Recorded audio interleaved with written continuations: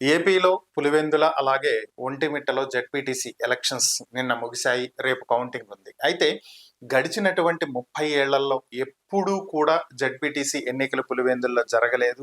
మొట్టమొదటిసారి ప్రజాస్వామ్యం బద్ధంగా ఎన్నికలు జరుగుతున్నాయి అనేది టీడీపీ చెప్తున్నటువంటి వర్షన్.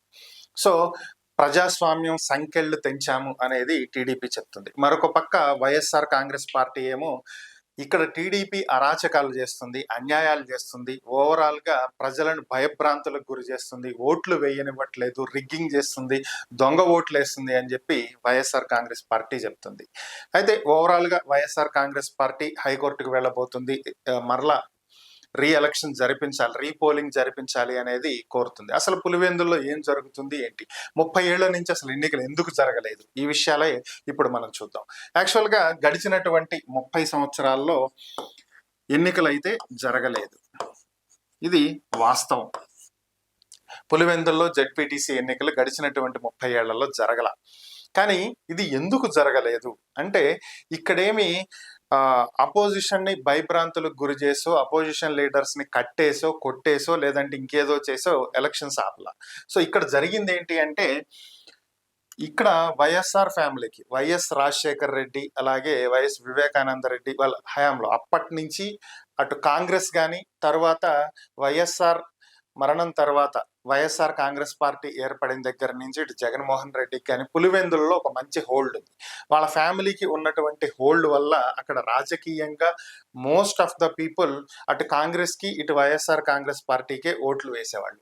సో ఇదే మెయిన్ రీజన్ ఇక్కడ ఎలక్షన్స్ జరగకపోవటానికి. ఎందుకని అంటే సింగిల్ సైడెడ్ గా ఇక్కడ విన్నింగ్ అనేది డిసైడ్ అవుతుంది. అంటే అపోజిషన్ అనేది లేదు ఇక్కడ. అపోజిషన్ పార్టీస్ నుంచి ఎవరు కూడా నామినేషన్ వేసేవాళ్ళు కూడా లేరు, నామినేషన్ వేసేవాళ్ళు కూడా కాదు. ఎందుకంటే హోల్డ్ అంతా ఒక పక్కన ఉన్నప్పుడు అనవసరంగా నామినేషన్ వేసి ఓడిపోయామని అనిపించుకుంటాం ఎందుకు. సో అందుకని మాక్సిమం ఎవరు కూడా నామినేషన్ వేసేవాళ్ళు కాదు. అపోజిషనే లేనప్పుడు ఇంక ఎలక్షన్ ఏముంటుంది, ఎవరో ఒకళ్ళు నిలబడితే కదా ఎలక్షన్ అనేది. సో ఇక్కడ ఎవరు నిలబడాల, సో అందుకనే ఎలక్షన్ కూడా లేదు. దాదాపుగా మనం గమనించినట్లయితే 1995లో, 2001లో, 2006లో, అలాగే 2013లో, 2021లో ఈ ఇయర్స్ లో జెడ్పీటీసీ ఎలక్షన్స్ జరిగినాయి. అయితే మరి నెక్స్ట్ జరగాల్సింది 2026లో జరగాలి. అయితే మరి ఇప్పుడే ఎందుకు జరుగుతున్నాయి అంటే 2021లో జరిగినటువంటి జెడ్పీటీసీ ఎన్నికల్లో వైఎస్ఆర్ కాంగ్రెస్ పార్టీ తరపున ఏకగ్రీవంగా ఎన్నికైనటువంటి వ్యక్తి, అతని కొడుకే హేమంత్ రెడ్డి ప్రస్తుతం వైసీపీ తరపున పోటీ చేస్తున్నాడు, హేమంత్ రెడ్డి. సో అలాగే టీడీపీ తరపున ఎవరు పోటీ చేస్తున్నారు అంటే టీడీపీ తరపున అక్కడ ఇన్ఛార్జ్ బీటెక్ రవి సతీమణి ఆయన భార్య లతారెడ్డి పోటీ చేస్తున్నారు. సో ఇప్పుడు ఈ జెడ్పీటీసీ ఎలక్షన్స్ కి ఇంత హైప్ అసలు ఎందుకు వచ్చింది, ఎందుకు దీన్ని ఒక పెద్ద స్టేట్ ఎలక్షన్స్ లాగా తయారు చేశారు అంటే సింపుల్ రీజన్స్. దీన్ని పెద్దగా ఆలోచించాల్సిన అవసరం ఏం లేదు. గడిచినటువంటి 30 ఏళ్లలో అసలు అపోజిషన్ లో ఎవరు నామినేషన్స్ వేయలేదు కాబట్టి ఎలక్షన్ జరగల. ఇప్పుడు 11 నామినేషన్స్ వచ్చినాయి. సో ఎలక్షన్ తప్పక జరపాల్సినటువంటి పరిస్థితి. సో ఈ ఎలక్షన్స్ అందుకనే జరిపారు. అయితే దీనికి ఇంత హైప్ ఎందుకు వచ్చింది, ఎందుకు ఇది ఒక స్టేట్ ఎలక్షన్ లాగా తయారైంది అంటే సింపుల్ రీజన్ ఏంటి అంటే రెండు పార్టీలు కూడా దీన్ని ప్రతిష్టాత్మకంగా తీసుకుంటాం. ఇటు వైఎస్ఆర్ కాంగ్రెస్ పార్టీ కానీ అలాగే టీడీపీ కానీ రెండు పార్టీలు కూడా దీన్ని చాలా ప్రతిష్టాత్మకంగా తీసుకున్నాయి. ఎందుకు ఈ రెండు పార్టీలు ప్రతిష్టాత్మకంగా తీసుకున్నాయి అంటే సింపుల్ లాజిక్. 2024 జనరల్ ఎలక్షన్స్ లో కూటమిగా ఏర్పడినటువంటి టీడీపీ, జనసేన, బీజేపీ భారీ విజయాన్ని నమోదు చేసినాయి. సో అలాగే వైఎస్ఆర్ కాంగ్రెస్ పార్టీ భారీగా సీట్లను కోల్పోయి గతంలో 2019 ఎన్నికల్లో 151 సీట్లు సంపాదించినటువంటి పార్టీ కేవలం 11 సీట్లకే పరిమితం కావటం. దీంతో ఇంకేముంది, వైసీపీ పని అయిపోయింది, ఇంకా వైసీపీకి స్టేట్ లో సీన్ లేదు అని చెప్పినటువంటి పరిస్థితులు, ప్రచారాలు జరుగుతూ ఉన్నటువంటి నేపథ్యంలో పులివెందుల అనేది వైఎస్ఆర్ ఫ్యామిలీకి బాగా హోల్డ్ ఉన్నటువంటి ప్రాంతం. ఇది మనం ఆల్రెడీ మాట్లాడుకున్నాం. సో జగన్మోహన్ రెడ్డి సొంత నియోజకవర్గం, వైఎస్ఆర్ కాంగ్రెస్ పార్టీ అధినేత జగన్మోహన్ రెడ్డి సొంత నియోజకవర్గంలో టీడీపీ క్యాండిడేట్ గెలిచారు అనేటువంటి మెసేజ్ గనక ఏపీ మొత్తం టీడీపీ తీసుకువెళ్ళగలిగితే సో వైఎస్ఆర్ కాంగ్రెస్ పార్టీ అనేది పూర్తిగా దీని పని అయిపోయింది అని చెప్పుకోవటానికి పాసిబిలిటీ ఉంటుంది. అంటే గతంలో ఎలాగైతే వైఎస్ఆర్ కాంగ్రెస్ పార్టీ కుప్పం నియోజకవర్గం, ఇంకేముంది, చంద్రబాబు సొంత నియోజకవర్గంలోనే ఓడిపోతున్నాడు, ఎంపీటీసీలు గెలుచుకోలేకపోయారు, అలానే పంచాయతీ ఎలక్షన్స్ గెలుచుకోలేకపోయారు, ఇలా కుప్పం నియోజకవర్గంలో ఎలా అయితే అప్పట్లో చేశారు, కుప్పంలో చంద్రబాబు ఓడిపోబోతున్నాడు అనేది ఎలా అయితే క్రియేట్ చేశారో సేమ్ అదే ఇప్పుడు టీడీపీ ప్యాటర్న్ ఫాలో చేస్తుంది. సేమ్ అలానే వైసీపీకి హోల్డ్ అయిపోయింది, జగన్ హోల్డ్ లేదు, పులివెందుల్లో వైసీపీ పని అయిపోయింది అని చెప్పాలనుకున్నదే టీడీపీ లక్ష్యం. ఇక్కడ ఇంకొక విషయం ఏంటంటే వైఎస్ఆర్ కాంగ్రెస్ పార్టీ దీన్ని ఎందుకు సీరియస్ గా తీసుకుంటుంది అంటే సొంత నియోజకవర్గంలోనే ఓడిపోతే ఇంకేముంది, పూర్తిగా వీళ్ళ హోల్డ్ పోయింది, సొంత నియోజకవర్గంలోనే జగన్ గెలిపించుకోలేకపోయాడు అని చెప్పి మాట్లాడుకునే పరిస్థితి వస్తుంది. సో అది రాకుండా చూసుకోవాలి అనేది వైసీపీ పట్టుదల. ఇక రెండో విషయం ఏంటంటే టీడీపీ ఇంకొకటి ఏం ఆలోచిస్తుందంటే జనరల్ ఎలక్షన్స్ కంప్లీట్ అయ్యి 1 year దాటింది అంతే. ఇంత తక్కువ టైంలో వచ్చినటువంటి ఈ బై ఎలక్షన్స్ లో ఖచ్చితంగా ఇప్పుడు టీడీపీ క్యాండిడేట్ గనక ఓడిపోతే వచ్చినటువంటి 1 year లోనే కూటమి ప్రభుత్వం వ్యతిరేకతను మూట కట్టుకుంది, ప్రజలు వ్యతిరేకించారు, తిరస్కరించారు, అందుకనే జడ్పీటీసీ ఎన్నికల్లో ఓటెయ్యలేదని చెప్పి వైసీపీ ప్రచారం చేస్తుంది.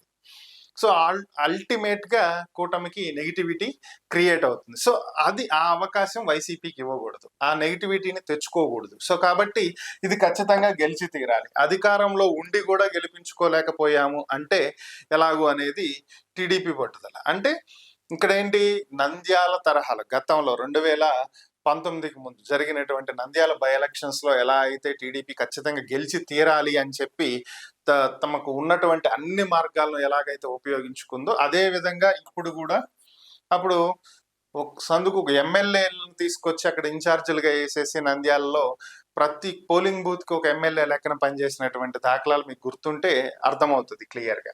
సో గతంలో వైఎస్ఆర్ కాంగ్రెస్ పార్టీ కుప్పం నియోజకవర్గంలో ఏ విధంగా వ్యవహరించిందో ఇప్పుడు పులివెందుల్లో టీడీపీ కూడా అలాగే వ్యవహరిస్తుంది అనేది కొంతవరకు అర్థమవుతున్నటువంటి అంశం.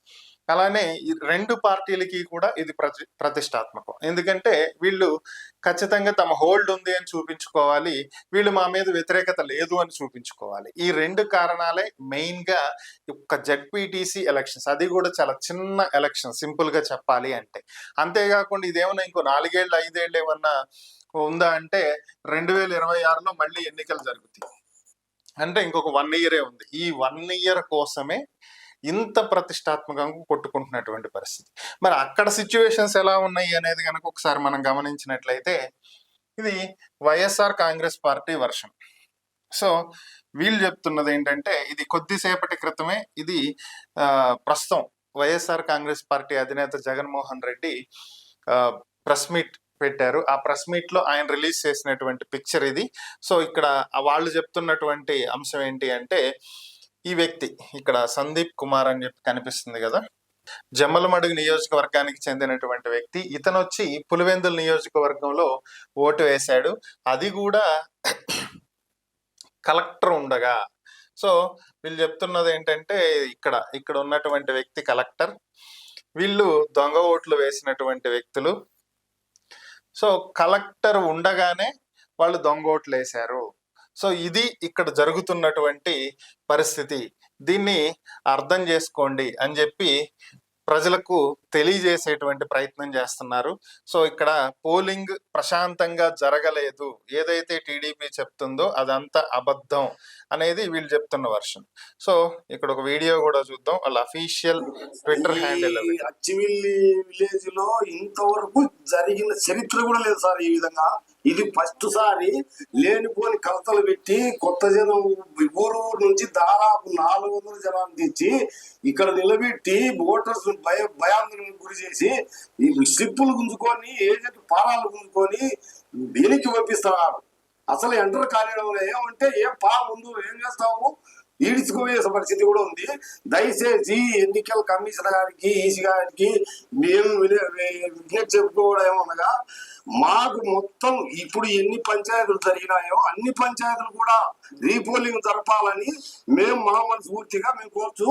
ఈ రోజు జరిగే పోలింగ్ కు 3వ బూత్ ఒక్కటి పెట్టినారు. దాని వల్ల మాకు ఉపయోగం ఏముంది, అందుకు మేము బాయ్కాట్ చేసి మేము ఓటర్స్ ఎక్కడ కానీ కూడా పోవడం లేదు. మేము పోము కూడా. మొత్తం పంచాయతీ అంతా జరగాల, ఎన్ని పంచాయతీ జరిగా అన్ని జరగాల రీపోలింగ్. అది మా మనవి. మేము అచ్చివేలి నుంచి మాట్లాడుతున్నాము. బూత్ నెంబర్ 3వ బూత్. నిన్న ఎలక్షన్ లో ఎక్కడ జరపని లేదు కాబట్టి అన్ని పంచాయతీలు జరపాలి. ఓన్లీ మా బూత్ నెంబర్ మాత్రమే జరపడం వల్ల ఏమీ లాభం లేదు. జరిగే నష్టం ఎలాగూ జరిగింది. ఇది నడిపిస్తే ఎంత, నడపకపోతే ఎంత. అన్ని పంచాయతీలు నడిపించే విధంగా ఉంటే ఈ బూత్ నెంబర్ కూడా నడిపియాలి అట్లనే అని మేము కోరుకుంటున్నాం సార్. టీడీపీ వర్షన్ కూడా విందాం. తెలుగుదేశం పక్కన ఓటు పోతాంటే వైఎస్ఆర్ వచ్చి కారు కొట్టి అన్యాయం చేసిపోతాం.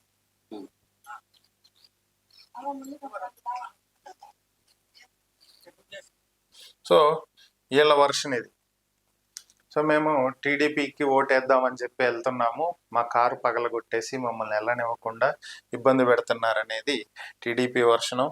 మా స్లిప్పులు లాక్కుని మమ్మల్ని బయటికి పంపించేశారు, మాకు ఓట్లు కూడా వేయనివ్వలేదు అనేది వైసీపీ వర్షన్. ఓవరాల్గా ఇది ఎన్నిక జెడ్పీటీసీ స్టార్ట్ చేశారు అన్నప్పటి నుంచి కూడా ఏదో ఒక వివాదం వస్తూనే ఉంది. ఎలక్షన్స్కి ముందు వైఎస్ఆర్ కాంగ్రెస్ పార్టీ హైకోర్టుకి వెళ్ళింది, పోలింగ్ బూత్లను చేంజ్ చేసేశారు. దీనివల్ల దాదాపుగా 4,000 ఓట్లు అనేవి 4,000 మంది ఓటర్లు తమ ఓటు హక్కును వినియోగించుకునే అవకాశం, వాళ్ళు ఎక్కడో రిమోట్ ఏరియాస్లో పోలింగ్ బూత్లను షిఫ్ట్ చేయటం వల్ల అంత దూరం వెళ్ళేటువంటి పరిస్థితి ఉండదు. ఇక్కడ ఉన్న వాళ్ళని ఇంకొక చోట, అక్కడ ఉన్న వాళ్ళని ఇంకొక చోట వెళ్ళేలాగా పోలింగ్ బూత్స్ అనేవి చేంజ్ చేశారు. ఇది కరెక్ట్ కాదని చెప్పి వీటిని మరలా తిరిగి గతంలో ఎలా అయితే నిర్వహించే వాళ్ళు అలా మార్చండి అని చెప్పి హైకోర్టుని ఆశ్రయించడం జరిగింది. అయితే హైకోర్టుని ఆశ్రయించినప్పుడు ప్రభుత్వం తన వాదనలు వినిపిస్తూ, లేదు ఎలక్షన్ కమిషన్ అన్నింటినీ చెక్ చేసే దాని ప్రకారమే, నిబంధనల ప్రకారమే చేయటం జరిగింది. సో దీంట్లో ఎవరిని ఇబ్బంది పెట్టే ఉద్దేశం కానీ, ఓటర్లను ప్రభావితం చేసే ఉద్దేశం కానీ ఏం జరగలేదు.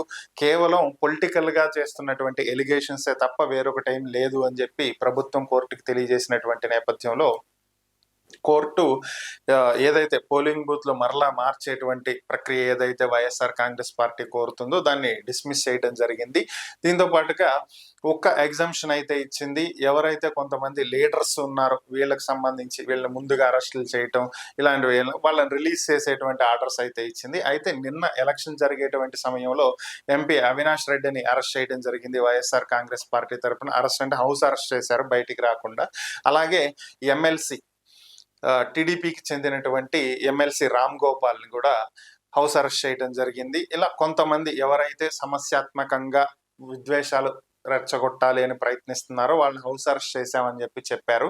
కానీ అక్కడ ఉన్నటువంటి లోకల్ ప్రజలు చెప్తున్నది ఏంటి అంటే, రెండు పార్టీల తరపున కూడా, అటు వైఎస్ఆర్ కాంగ్రెస్ పార్టీ వాళ్ళు టీడీపీ పార్టీ తరపున, ఇటు టీడీపీ పార్టీ వాళ్ళు వైఎస్ఆర్ కాంగ్రెస్ పార్టీ తరపున ఉన్నటువంటి సానుభూతి పరులు బయటకు వచ్చి ఓట్లు వేసేటువంటి అవకాశం లేకుండా ఇళ్ల దగ్గర కాపలాలు కాశారని, బలవంతంగా ఎవరైనా రాబోతుంటే వెహికల్స్ని ఆపటం, కొట్టడం ఇలాంటివి చేశారని, ఇది రెండు పార్టీల తరపున కూడా జరిగింది అనేది కొంతమంది చెప్తున్నటువంటి అంశం. ఈ సోషల్ మీడియాలో చాలా వరకు దీని మీద ప్రాపగాండా అయితే నడుస్తుంది. ఓవరాల్ గా ఈ రోజు అయితే ఎలక్షన్ కమిషన్ 2 ప్రాంతాల్లో బై ఎలక్షన్ జరపాలని చెప్పి నిర్ణయించింది. Polling booth number 3, 14. అయితే వైఎస్ఆర్ కాంగ్రెస్ పార్టీ దీన్ని బాయ్కాట్ చేయడం జరిగింది. మొత్తం ఎలక్షన్స్ మళ్ళీ జరగాలి, కేవలం 2 బూతులు మాత్రమే ఎలక్షన్స్ పెడితే ఎలాగూ, మేము ఓట్ అయ్యమంటూ ఇప్పుడు మీరు విన్నటువంటి వీడియోస్ లో కూడా అవే ఉన్నాయి. సో ఇది వాళ్ళు చెప్తున్నటువంటి వర్షన్. ఇక టీడీపీ అయితే ఓడిపోతామనే భయంతో వాళ్లే ఎన్నికలు అడగటం ఏంటి, వాళ్లే బహిష్కరించడం ఏంటి అని చెప్పి టీడీపీ వర్షన్ వాళ్ళు చెప్తున్నారు. ఓవరాల్ గా జెడ్పీటీసీ ఎన్నికలకు కూడా జనరల్ ఎలక్షన్ అంత హైప్ తీసుకొచ్చినటువంటి పరిస్థితి మాత్రం ఏపీలోనే కనిపిస్తుంది. మరి ఈ ఎలక్షన్స్ నెక్స్ట్ ఏం జరుగుతుంది ఏంటి అనేది అయితే మనం కూడా చూడాలి. దీని మీద మీ అభిప్రాయం ఏంటో కామెంట్ రూపంలో తెలియచేయండి.